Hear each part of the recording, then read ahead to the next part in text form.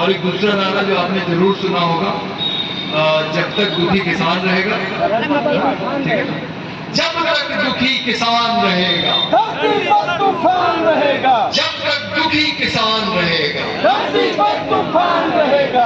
ठीक। तो देखिए, ये बात तो आई गई है कि भाई जमीन अपनी है, वो नहीं जानी चाहिए।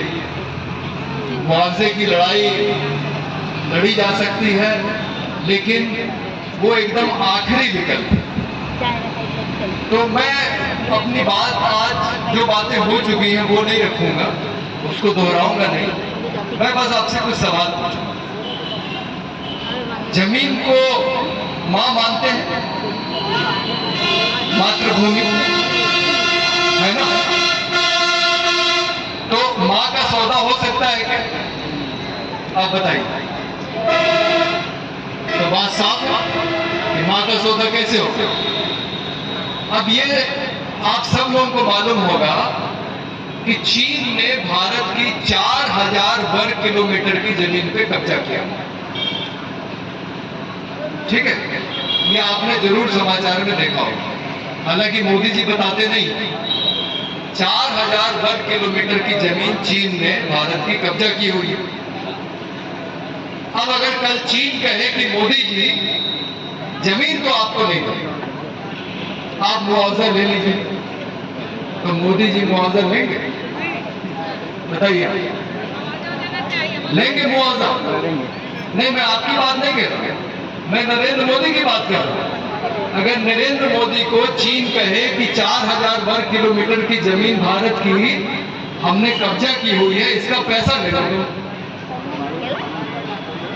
मानेंगे मोदी?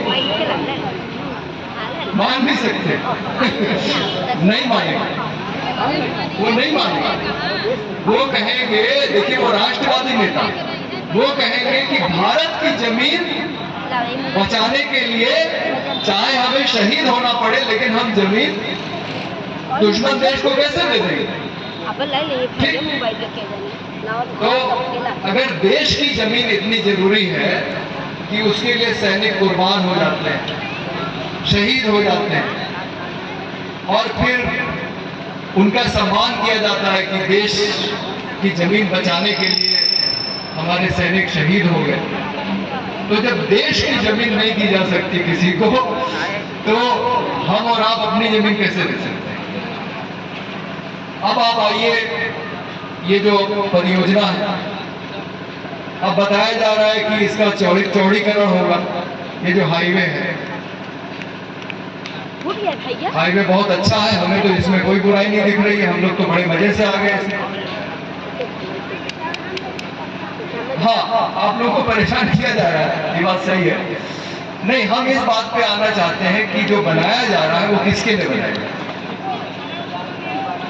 अभी हम लोग लखनऊ से आजमगढ़ आए यमुना एक्सप्रेसवे से, और मैं लगातार आ रहा हूँ आजमगढ़ राजीव यादव पूर्वांचल एक्सप्रेस।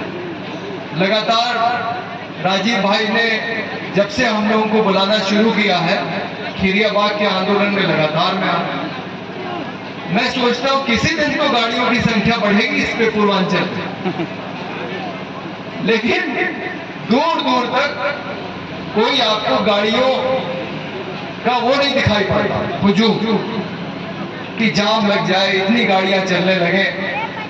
इक्का दुक्का गाड़ी कभी कोई आपको दिखाई पड़ जाएगी, कभी कोई अगल बगल से गाड़ी गुजर गई, नहीं तो आपको खाली ही दिखाई पड़ता। तो आखिर इस तरह की परियोजना क्यों बनाई जाए?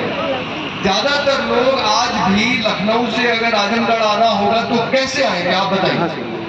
पूर्वांचल एक्सप्रेस से आएंगे? कैसे आएंगे? ट्रेन से आएंगे, रेलगाड़ी से आएंगे, परिवहन विभाग की बस से आएंगे।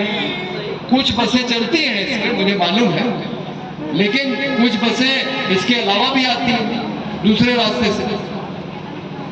तो यानी कि आम जनता तो पूर्वांचल एक्सप्रेसवे का इस्तेमाल नहीं कर रही। जिसके पास 4 पहिया गाड़ी है, जो पेट्रोल खर्चा कर सकता है, और पेट्रोल से ज्यादा टोल। एक बार मैं मोटरसाइकिल से आया तो मोटरसाइकिल पे भी टोल लगता है। तो जितने किराए में हम रेलगाड़ी से आ जाएंगे, शायद 200 रुपए का टिकट पड़ेगा, उससे ज्यादा नहीं पड़ेगा, 100 रुपए। और मोटरसाइकिल से जिस दिन हम आए तो हमारा 700 रुपया खर्चा होगा लखनऊ से यहाँ में। तो बताइए आम इंसान इस पे कैसे चलेगा जो बन रहा है? तो ये सब किसके लिए बनाया जा रहा है? ये जो चौड़ीकरण हो रहा है किसके लिए हो रहा है? एकदम सही कह रहे हैं मनोज, अडानी अंबानी के लिए। एकदम सही कह रहे हैं। ये हमारे आपके लिए बन ही नहीं रहा है।